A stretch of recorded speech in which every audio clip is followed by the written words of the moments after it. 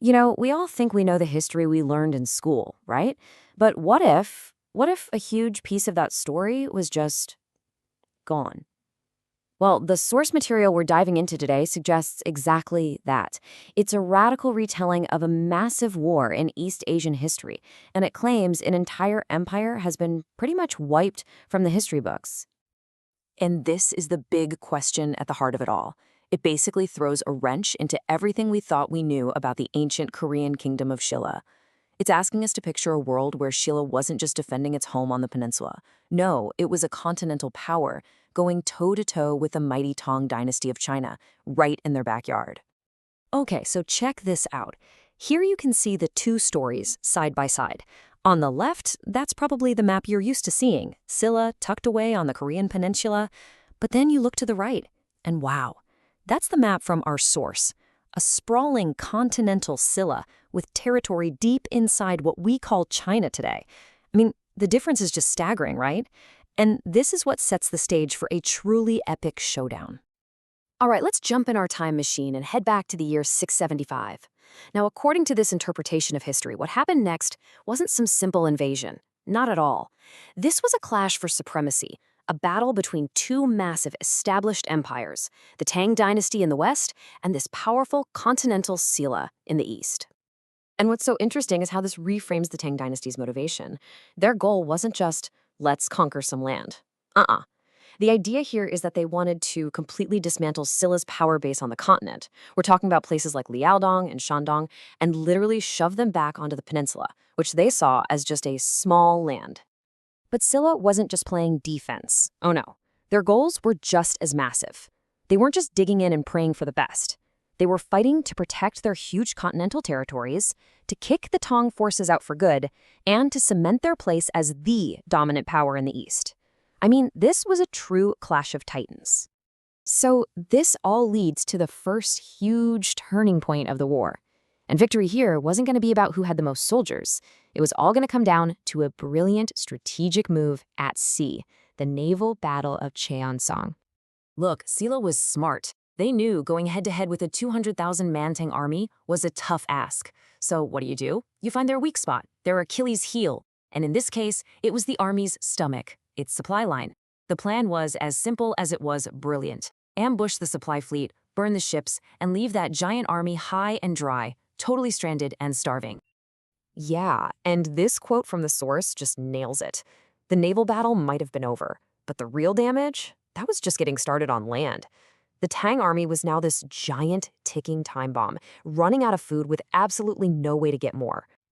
Which brings us to the main event on land, the Battle of Maesoseong. Now, on paper, that Tang army probably looked unstoppable, but because of Silla's clever naval victory, they were basically walking right into a trap they had set for themselves. I mean, just try to put yourself in their shoes for a second. You're part of one of the biggest armies on the planet, 200,000 soldiers strong, and you're deep in enemy territory. But your lifeline, all the food and supplies, gone, cut off. Every single day that goes by, you're getting weaker and weaker. And this table really lays it all out, doesn't it?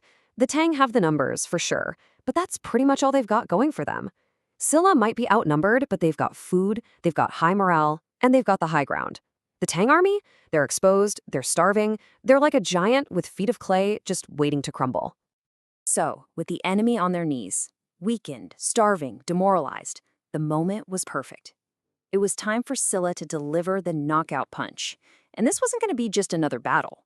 This was the moment they could seize control of the entire continent's destiny. The source actually gives us a date, September 29th. Imagine it.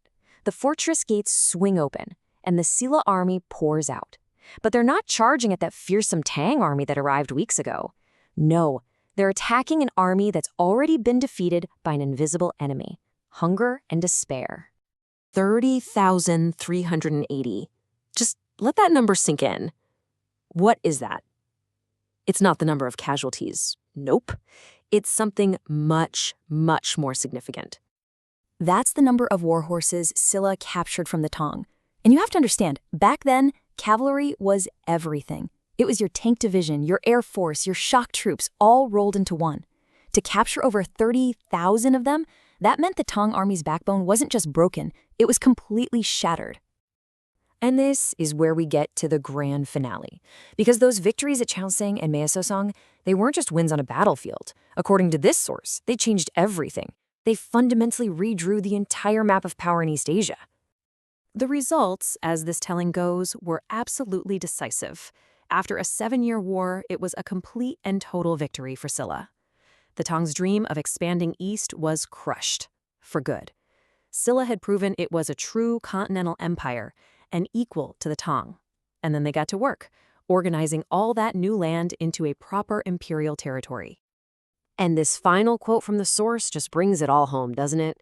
The whole point is that the Silla we learn about in school might just be a shadow of the real thing, that the real Silla was a continental powerhouse, ruling over vast plains. So that's the thought I want to leave you with. This source presents a really compelling case, controversial for sure, but compelling for a lost empire. And it really makes you wonder, right? If a story this massive could get lost to time, what other huge chapters of our history are out there, just waiting for someone to find them and change everything we thought we knew?